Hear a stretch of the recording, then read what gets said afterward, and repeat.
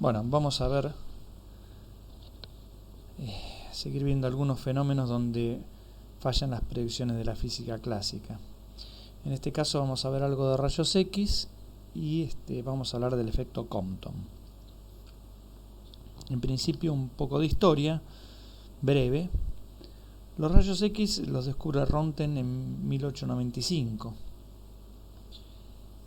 cuando él estaba haciendo experimentos con tubos de Crookes, que son tubos de alto vacío, que en su interior contienen uno o varios electrodos, y donde uno puede hacer descargas eléctricas entre esos electrodos. Lo llamó rayos X porque realmente desconocía su naturaleza. No sabía si eran ondas electromagnéticas o algún otro tipo de radiación extraña, ¿no? Entre 1906 y 1912, Barclay y colaboradores hacen varios experimentos donde aparece o parece ser que se trata de ondas electromagnéticas, o sea, donde manifiestan aparentemente su naturaleza electromagnética. Pero recién en 1912, Laue, junto a otras dos personas más, logran difractar estos rayos en un cristal de silicio primero y después en uno de sulfato de cobre. Entonces corroboran así su naturaleza electromagnética, es decir, los rayos X tenían la misma naturaleza que la luz. Bueno, en 1914 Laue obtiene el premio Nobel por este descubrimiento, y además porque su descubrimiento permite de alguna manera crear la cristalografía, ¿no? O sea, el estudio de cristales mediante difracción de rayos X, ¿no? Para observar, por ejemplo, o para revelar la estructura atómica de los cristales. Bueno, lo que ven acá abajo es una imagen de difracción de estos rayos en un cristal de sulfato de cobre. Esto es parecido cuando ustedes en el laboratorio de óptica agarraban un láser y ponían enfrente al láser una red de difracción, un conjunto de ranuras, y entonces uno observaba en la pared qué es lo que se proyectaba, ¿no? Que se proyectaban manchas claras o del color del láser seguidas de manchas oscuras, es decir, un patrón de interferencia y difracción. Bueno, esto es lo mismo. ¿Quiénes son acá los que funcionan de ranuras, digamos? Bueno, es el espaciado entre los iones que conforman la estructura atómica de los cristales. O sea, toda esa estructura de iones es lo que estaría formando la red de difracción. El espacio entre ion y ion sería la ranura por donde pasan los rayos X. Bien. Los rayos X son de onda muy corta, por eso para lograr difractarlos, que era justamente lo difícil, ¿no? Y la difracción es la que me da la pauta de que se trata de una onda electromagnética, pero para lograr eso, el tamaño de las ranuras tenían que ser muy chiquitos. ¿Por qué? Porque estos rayos tienen longitudes de onda entre la centésima del nanómetro y los 10 nanómetros. Entonces, por eso las ranuras adecuadas fueron justamente el espaciado interiónico, ¿no? Que habían entre los iones que formaban los cristales. Bueno, lo que ven acá es un tubo o el esquema de un tubo de Crookes. El tubo de Crookes en la vida real, el real es digamos. Este es un esquema. ¿En qué consistía esto? Bueno, consistía en un cátodo que emitía electrones. En este caso el cátodo generalmente estaba conformado por un filamento, ¿no?, que era calentado por una fuente de tensión. El filamento trabajaba con muy baja tensión, 10, 12, 15 o una veintena de voltios. Eso lo calentaba, estaba recubierto con un material, el filamento generalmente era tungsteno, alcanzaba los 3000 grados y estaba recubierto con un material que era un óxido de una tierra rara. ¿Y para qué se hacía esto? Porque lo que se lograba con esto era bajar la función de trabajo del material. Recuerden, el efecto fotoeléctrico, la función de trabajo es la mínima energía que se necesita para arrancar un electrón. Entonces, claro, por temperatura, en este caso era ganada esa energía, no era como en el efecto fotoeléctrico que la energía era ganada porque la luz transportaba energía y se la cedía al electrón. Acá lo que le cede energía al electrón es, digamos, la temperatura del filamento, ¿no? La temperatura del filamento. Bueno, esos electrones eran acelerados por un campo eléctrico que se formaba entre otro electrodo que se insertaba en el vidrio, que es este que está acá, y el mismo cátodo. O sea, entre este electrodo y el cátodo se generaba un campo eléctrico alto porque la fuente que se conectaba entre el cátodo y este electrodo era una fuente de muy alta tensión. Estoy hablando de tensiones superiores a los 10.000 voltios, 10.000, qué sé yo, 50.000 hasta 100.000 voltios era lo que se utilizaba. Bien, entonces los electrones acelerados por el intenso campo eléctrico, algunos obviamente pegaban contra el electrodo y volvían cerrando el circuito, pero otros seguían viaje y pasaban a través de esta cruz de Malta que se ve acá, que era metálica también, y impactaban contra el vidrio. Y los que no pasaban pegaban contra la cruz esta y volvían otra vez al circuito. Y en el vidrio se generaba una fluorescencia verde, que obviamente en ese momento no se sabía de qué se trataba. Este es el tubo de Crookes real, ¿no? Donde este es el cátodo. Bueno, acá el cátodo no tiene ningún filamento que lo caliente, nada, porque simplemente acá estos tubos generalmente usaban muchísima tensión, del orden de los 100.000 voltios. Entonces el intenso campo eléctrico arrancaba directamente los electrones del metal. Y esos electrones pegaban contra la cruz esta y bueno, y otra vez producían fosforescencia verde en el vidrio. Bien. El tema fue que Röntgen, al hacer estos experimentos con estos tubos para ver también de qué se trataba esa fosforescencia verde, tenía el tubo sobre su escritorio y adentro del escritorio, adentro del cajón del escritorio, había una placa fotográfica de las tantas que él tenía porque hacía otro tipo de experimentos.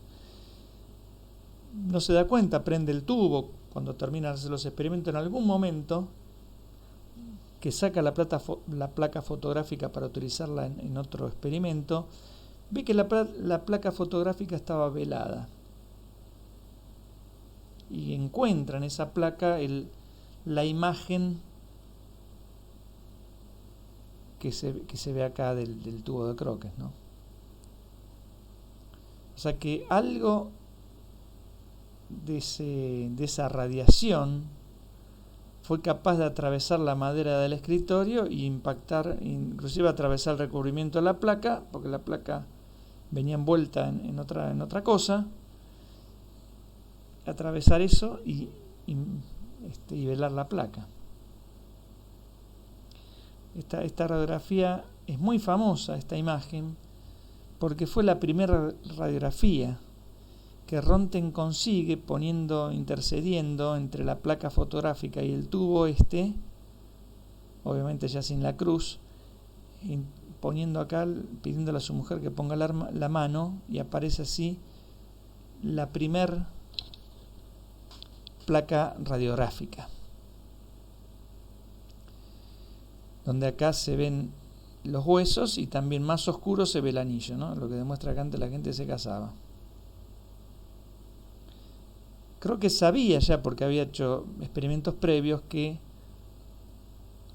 había materiales y materiales. Había materiales como el plomo que impedían que los rayos pasen, eran difícilmente atravesables por estos rayos, pero otros materiales como la madera o el papel, a los cuales los rayos los atravesaba sin ningún tipo de dificultad. Lo que se ve acá en negro es porque los rayos X de alguna manera se absorben, son casi detenidos por el calcio que conforma los huesos, ¿no? Los huesos están formados por fosfato de calcio. Es el calcio, el metal, el que absorbe los rayos X. Bien. Lo que ven acá es un esquema de un tubo como el que yo les contaba, que tenía el cátodo, que es un filamento recubierto por un material para bajar la función de trabajo y así arrancar electrones más fácilmente. Este cátodo se lo calienta a través de circular corriente por este filamento con una batería de muy baja tensión. Y acá está el ánodo. Y los electrones que salen del cátodo, bueno, además hay un sistema de enfoque que los focaliza, los concentra en un punto del ánodo para generar rayos X más intensos. Entre el cátodo y el ánodo se coloca una fuente de muy alta tensión, ¿no? Que, como dije antes, puede alcanzar fácilmente los 100.000 voltios. Bueno, los rayos X salen del material del ánodo y son debidos, después vamos a comentarlo mejor, pero al cambio que experimentan los electrones cuando apenas ingresan en el material del ánodo. Bien. Lo que está aquí abajo es un tubo de rayos X antiguo, donde ustedes pueden ver el cátodo. Este tubo también no tiene filamento. Los electrones son arrancados violentamente por estos electrodos, porque las tensiones a las que se sometían estos electrodos eran del orden de los 100.000 voltios. Entonces los electrones pegaban en el ánodo y el ánodo emitía rayos X. Y también, como los electrones perdían energía cinética que se la cedían al material del ánodo, esto se calentaba bastante. Bien. Lo que vemos acá es un espectro típico de emisión de rayos X. Tenemos, bueno, el tubo que generó esto, es un tubo que tiene un ánodo de rodio y donde la diferencia de potencial entre ánodo y cátodo es de 60.000 voltios.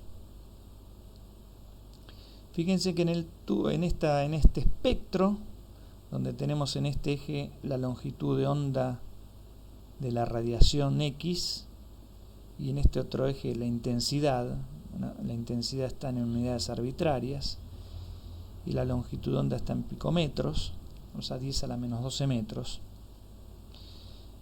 En este espectro se notan dos picos bien característicos que concentran el 1% de la potencia radiada y que son debidos justamente al rodio. Esto por ahora no podemos analizar de dónde salen estos picos, porque recién lo vamos a entender cuando veamos cuántica, cuando entremos con cuántica. Pero sacando esos picos, el resto del espectro forma un continuo de radiación que se llama Brennstrahlung, que en alemán significa radiación de frenado, porque bueno, como vamos a ver, los rayos X se producen cuando los electrones cambian de velocidad o se frenan al ingresar al ánodo.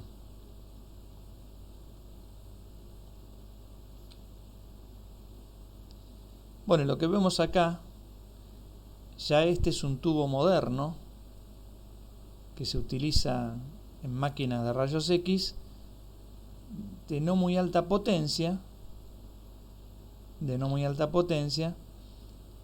donde esto que está acá es el cátodo, este es el cátodo, o sea, este cátodo sí se calienta con un filamento interno que se le manda corriente por estos cables, y eso, los electrones que libera el cátodo pegan contra el ánodo, que es este que se ve acá. Pero la particularidad de este dispositivo es que el ánodo gira, es un disco que gira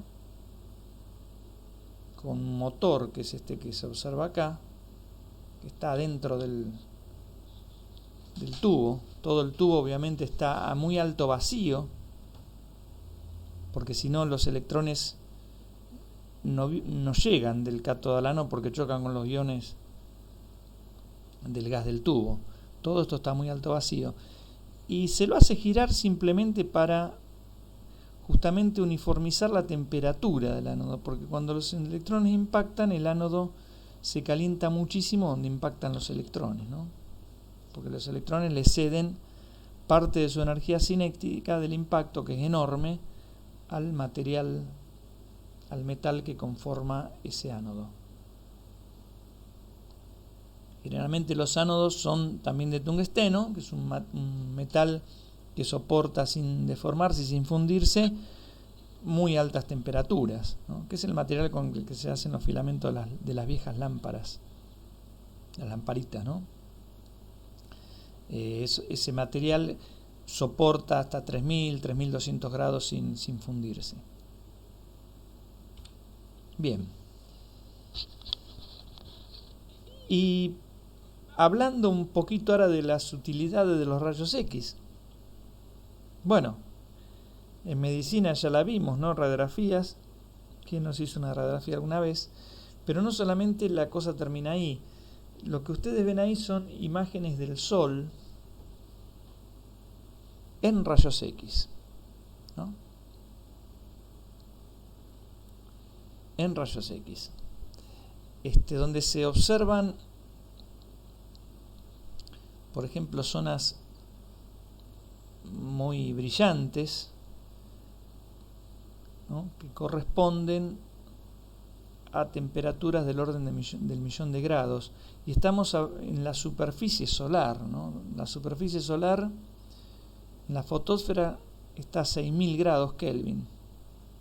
Pero hay zonas que están a mucho más temperatura, igual que la corona solar, que es esto que se ve acá, que es lo que rodea al Sol. Acá se ve con más detalle, que se ve muy brillante, ¿no? Y estas zonas azules oscuras son de menos temperatura, pero estas zonas muy brillantes de la corona solar se calcula que están a 1.000.000 de grados. Y eso, bueno, todavía eso no se entiende muy bien el origen de tamaña temperatura, y todavía todo esto es materia de discusión y debate, ¿no? ¿Por qué en la fotosfera hay zonas extremadamente tan calientes y por qué la corona solar, ya alejada de la superficie del Sol mismo, alcanza esas temperaturas? Bueno, estas son imágenes de la NASA, creo que son de 1992, tomadas en rayos X. Y bueno, y esto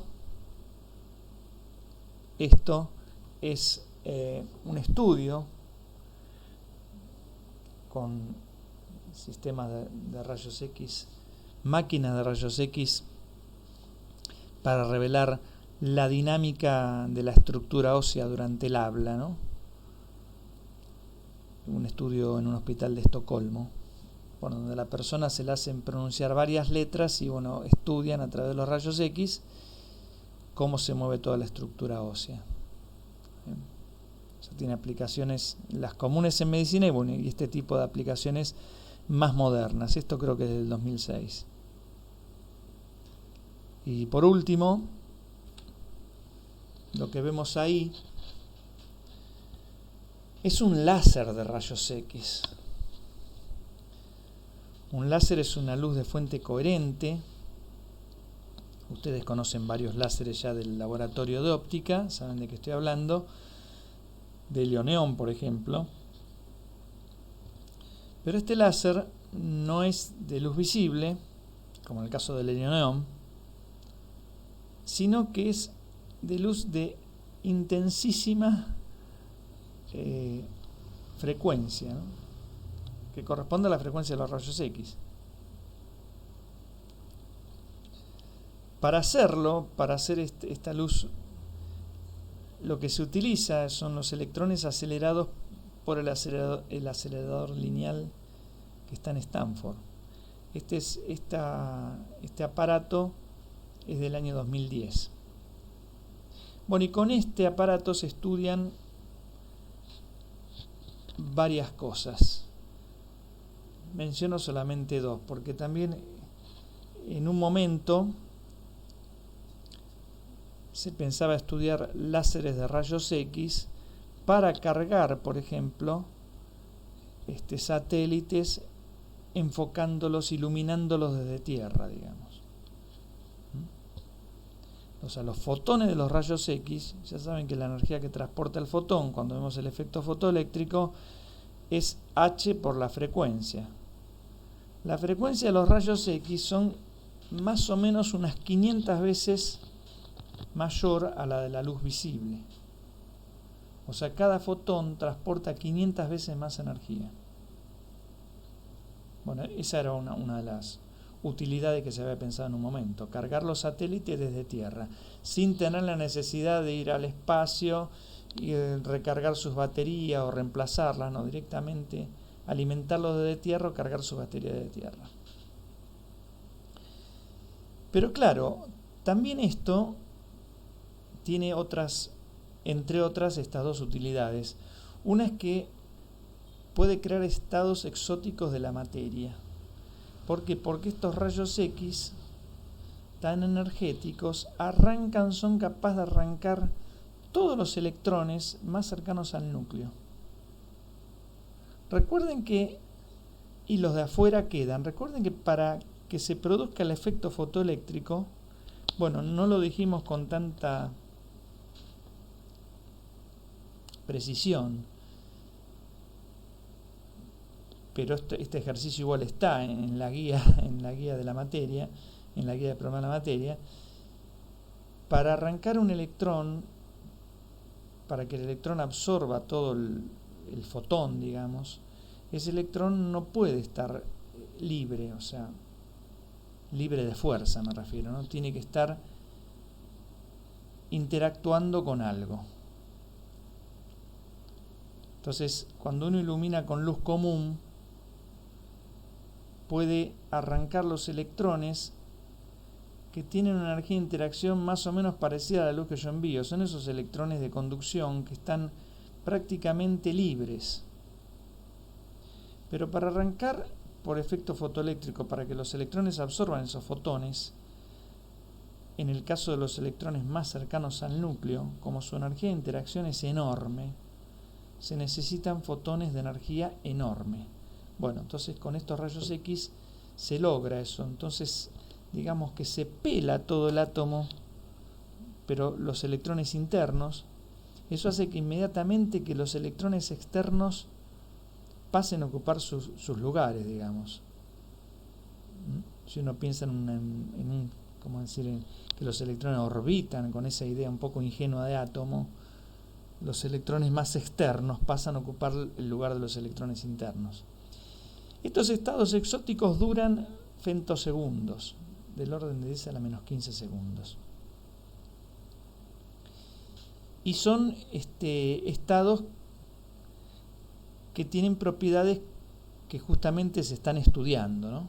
Bueno, eso es otro de las utilidades modernas de los rayos X, en este caso para el campo de la física, digamos de partículas si quieren.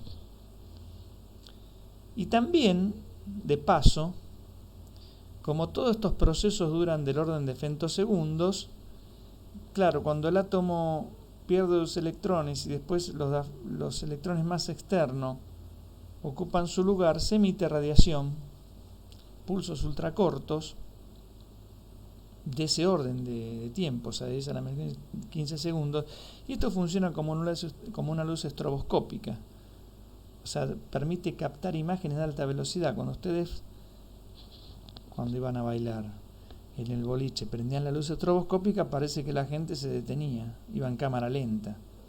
Sin embargo, la gente se mueve rápido, pero si yo la ilumino con una luz estroboscópica, logro de alguna manera ver su movimiento ralentizado. Bueno, entonces estos estudios permiten ver cómo interactúan proteínas, por ejemplo en los virus, ¿no?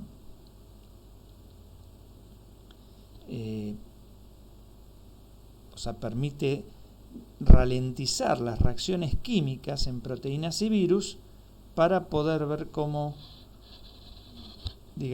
se forman esas proteínas o cómo se destruyen. Bueno, eso es todo. La siguiente parte, la parte 2 de rayos X y Compton, vamos a ver un poquito más el desarrollo teórico de rayos X y vamos a hablar del efecto Compton. Bueno, por ahora nada más.